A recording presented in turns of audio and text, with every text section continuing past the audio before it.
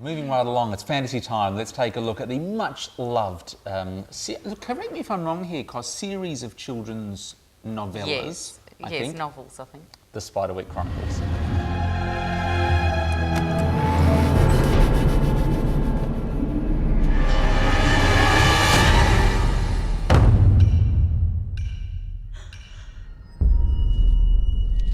Do not dare to read this book.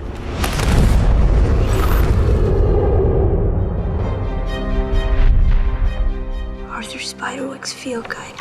Dear reader, you will soon see that there are fantastical creatures living among us.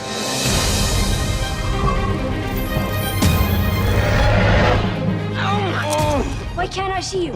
You don't see us, now you do. But only if we want you to. But be forewarned, a rare few are, quite frankly, to be feared. Ah! You took a book! I put a note right on the cover! Can't you read? All around us, goblins, trolls, sprites. You gotta believe me. Impossible. You're such a liar. Keep the book safe from the ogre. Ogre?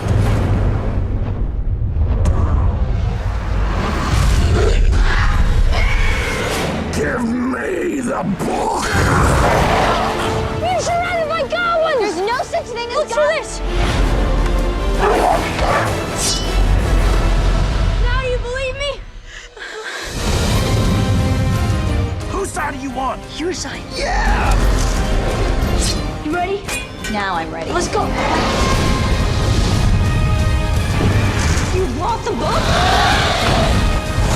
I think we give it to him. Where's the book?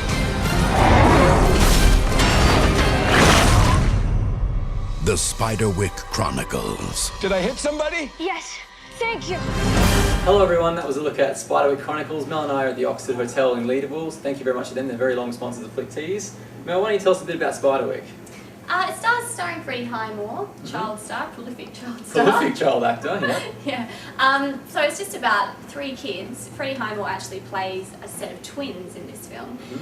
So a newly separated mother takes her children away from New York to this creepy old house that's out in the woods somewhere, and he starts noticing, noises, sounds in the walls, fantastical creatures, and then he discovers a book hidden in a chest. Yeah. And that's It's written by Arthur Spiderwick, who is his great uncle, is that right? Yeah. And they're living on the Spiderwick estate where he used to live, and it's basically a book that Arthur's written many years ago, and it's been sealed up, all about the fantastic world around us that we can't see, inhabited by all sorts of strange and wonderful creatures, and ogres and all sorts of demons and bad creatures as well. Isn't that right? Yeah. Now, Freddie Highmore, we should probably mention him first. Yeah. As you said, he's very prolific. He's been in quite a few films recently, Finding Neverland, Charlie, the remake of Charlie and the Chocolate Factory, he was quite good in. The music one recently. That's right. August Rush, he was in as well, yeah. Now, what did you think of him in this? He's playing twins, quite a difficult role. I actually find him really irritating usually. When I heard that it was him, I was like, oh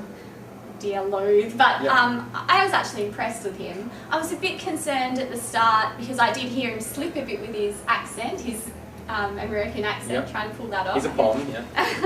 But no, he was quite good because he played a set of twins, as we said, and they're polar opposite twins. And I think that was quite comical and quite funny. He had some funny moments. Yeah, he plays Jared and Simon, and Jared's he's quite mean to his mum really at the start, isn't he? Yeah. Obviously has a few attachment issues with his dad, very aggressive, and Simon's the pacifist. He's very much like Simon and the Chipmunks, I thought. Same kind of character, isn't he? He's the balancing act between the other 2 kids. Yeah. But Freddie Highmore is actually very, very good in this, isn't he? But we should talk about the other stars as well. Mary Louise Parker. Mary Louise Parker plays the mum, yes, that's right. And David Strathairn. Yes, of course, he plays Arthur Spiderwick. Oh, I love David Strathairn.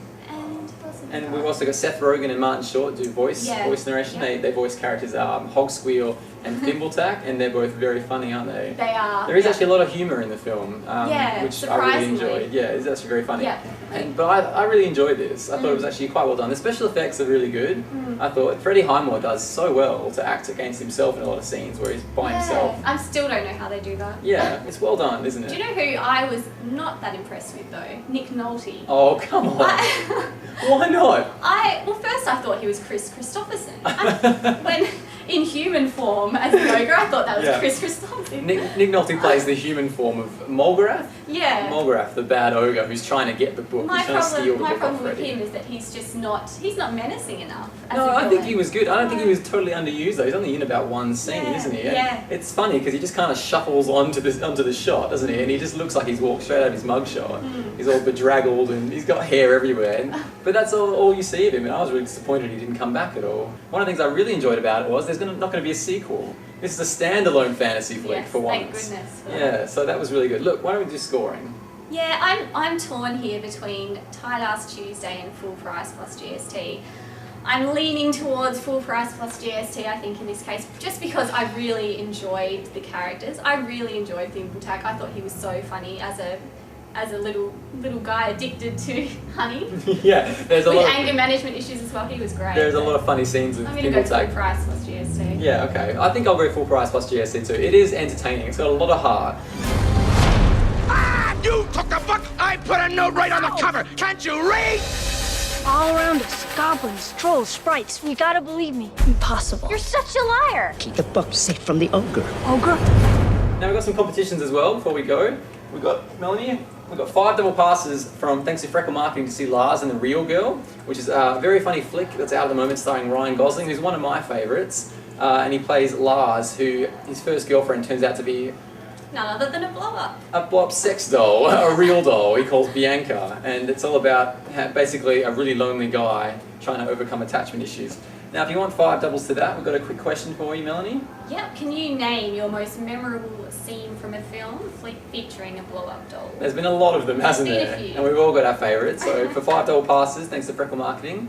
Now also we've got, I think, is it 10 double passes to see Paris? Paris is actually one of the prestige films that was at the French Film Festival just recently in Northbridge. And it's meant to be extremely, extremely good. So this is one definitely to see. Now, to win one of these double passes, there's a quick question. There was a film that came out earlier this year also about the City of Love, or based in the City of Love. It was directed by Julie Delpy. So tell us the name of that film if you want to win a double pass to see Paris. Okay, so head to www.flicktease.com if you want to have a chance to win one of those great double passes. And stay tuned because after the break, the guy's going to look at the new Will Ferrell comedy vehicle, Semi-Pro.